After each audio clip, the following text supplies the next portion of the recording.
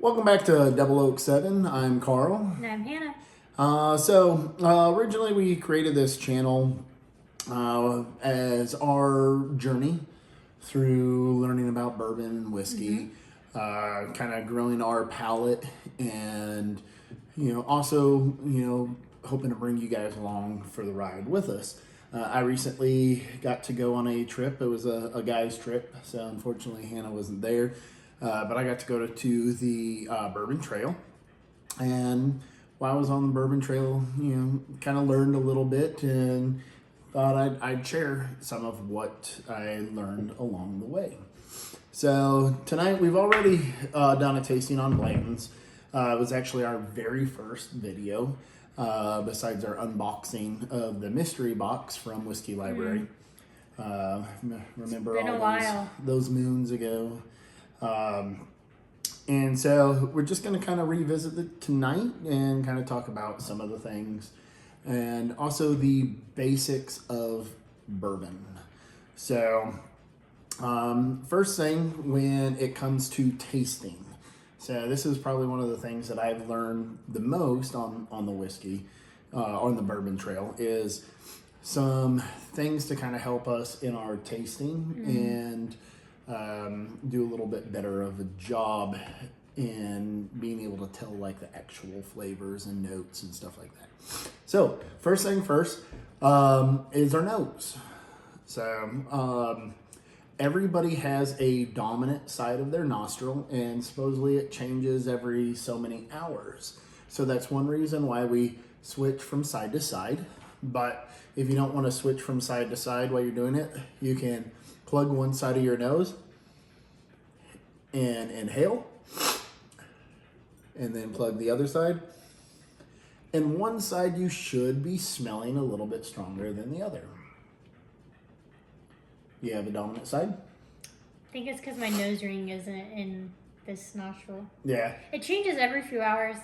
I don't know if I believe that. So that's suspicious. what they said. So part of it is because like one side is supposed to be more stuffy than the other, and that changes every bit. But mine always seem to be, and right now, like I can smell clear as day on my right side, and on my left side it almost doesn't smell like anything. Thing number two when smelling. So a lot of times we dive right in, and it's just a big punch of like ethanol going up our nose. So hold your mouth open while smelling, and that actually allows the ethanol to come out through your mouth instead of you inhaling it.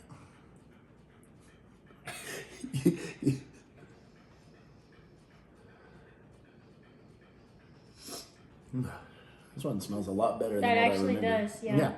And it's kind of weird too, because like on the really, really high proof ones, you can actually kind of like feel that ethanol on the back of your throat while you're smelling it.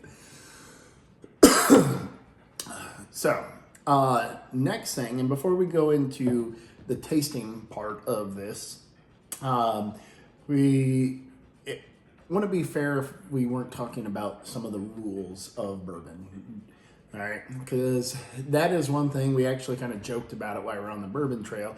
Every single tour and tasting that we're at, everybody had to share the rules of the bourbon, and so we were like, oh, we should turn this into a drinking game for every single time that they mention some of these rules.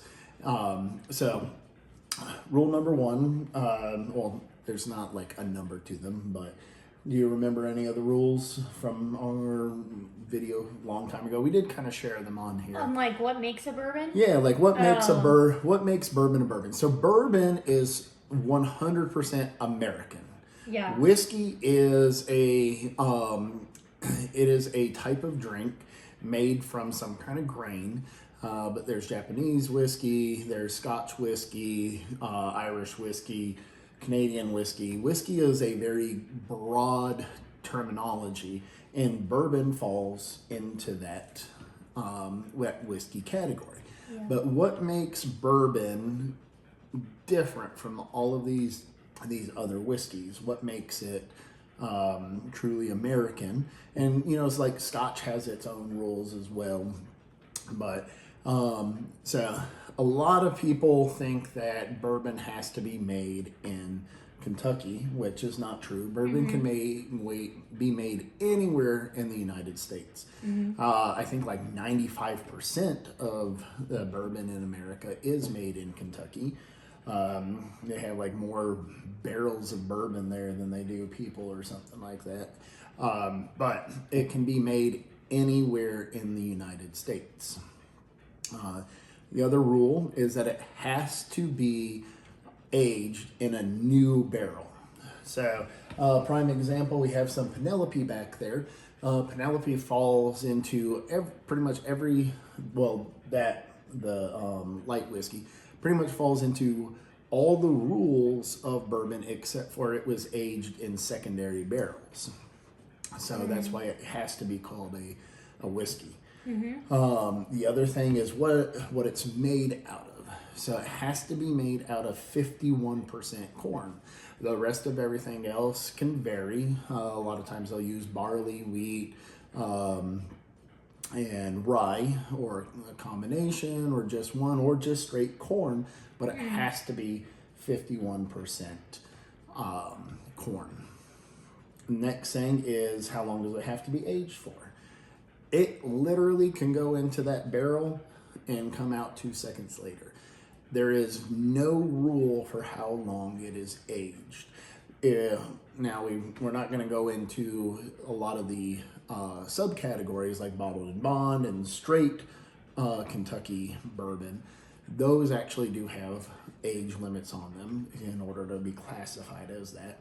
But as long as it goes into a new oak barrel, it can be called a bourbon. Now, the other thing is that it has to be, when they are making it, it can only be proofed up to 160.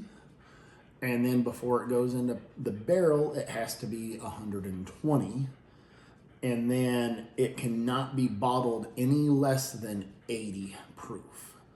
And also, one other thing I think I forgot nothing can go into bourbon, like no additives or anything like that. It has to be the water, the grain, and then like the yeast is pretty much the only thing that can go into it. But so like some other kind of whiskeys, they might add some kind of like color into it to make it look like darker gold, but it gets all of this from the charred oak. Cool. So those are the rules of bourbon. And yes, they hammered those into us. It was actually kind of annoying. But so now with the rules, let's get into the tasting part.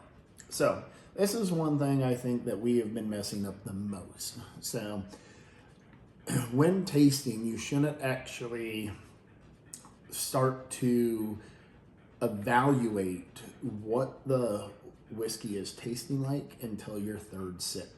So the first sip, and we'll do it together, is just going to be a small sip. You're going to wash it around your mouth, kind of like mouthwash, and it's kind of preparing your mouth for what's to come. Because that first sip, especially on those higher proof ones, it's just a blast in the face, and you're like, oh.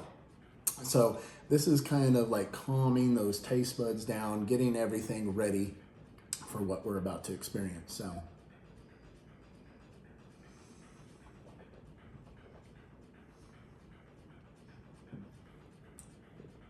So it burns. It's not that pleasant. All right. I'm good. Now you go in for the next one.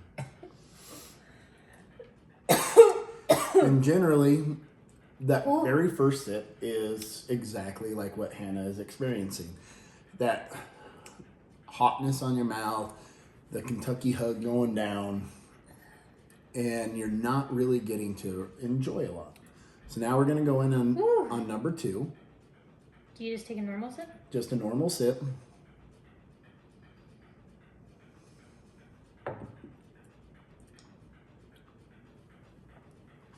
And you can see that was a little bit better. Maybe not a whole lot better. But it wasn't as bad as the first one, right? Right. Now that our taste buds are ready, now we are going to go in and actually try it and taste the bourbon and find out what kind of notes we get.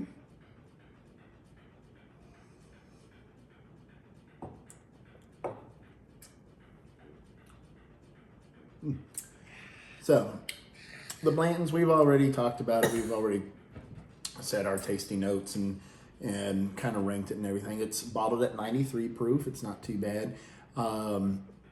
Their mash bills are not posted on there, but this does have rye in it.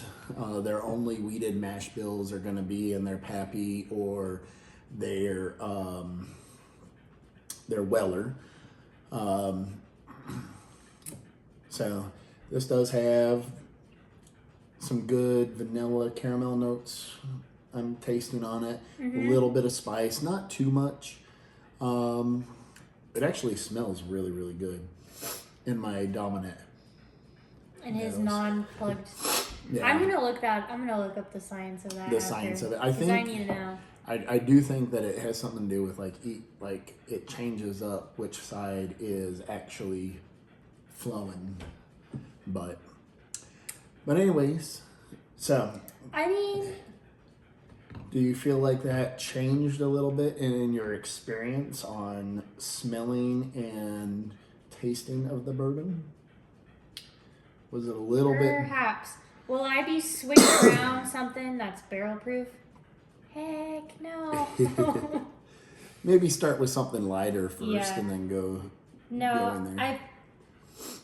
maybe a little bit more on the flavor, but I think the finish is definitely more like you can Enjoy the finish a little enjoy bit that more. a little bit more. Because it's not just your taste buds Yeah. aren't just experiencing the alcohol. And maybe if I keep doing that method, then I'll get used to it. Yeah. But I was also really scared after the first swig sip to take the second too. But I like the open mouth sniffing method. That was pretty cool. Do you think that applies to wine and other stuff, or? I mean, it might. I think part of it is it's the high proof alcohol. So Mine's a what lot it's lower, doing so. it's really just kind of letting the alcohol vapors instead of you inhaling it. It just kind of like floats out your mouth. Mm-hmm. So Yeah, pretty cool. I was learning as with you guys on this one. yeah, On all the things that he learned, so. we haven't really had time to talk too much about everything that we learned and got to experience down there, because as you can see, we are in a new place. We are finally in our moved house. Again. Yep, we're finally in our house. Our bourbon room is still a work in progress. Yes. And we will make some videos and bring you guys along for that ride, and maybe you guys can even make suggestions. But for the time being, we are actually in our house now. So Yay. next week we'll get back to the reviews. I'm not Yes. sure. We don't know. I feel like we've been away from them for so long. We got to figure out which bottle we're gonna review. We Yeah. have a couple back there that maybe since we did Buffalo Trace, maybe we'll do Eagle Rare next week. So that was a gift from my buddy. So if you like what you see, don't forget to hit like and subscribe. Yes. Follow us for all our weekly reviews, and also go check out our friends at Green Mountain Sippers. All right. Until next week. Cheers. Cheers. Guys.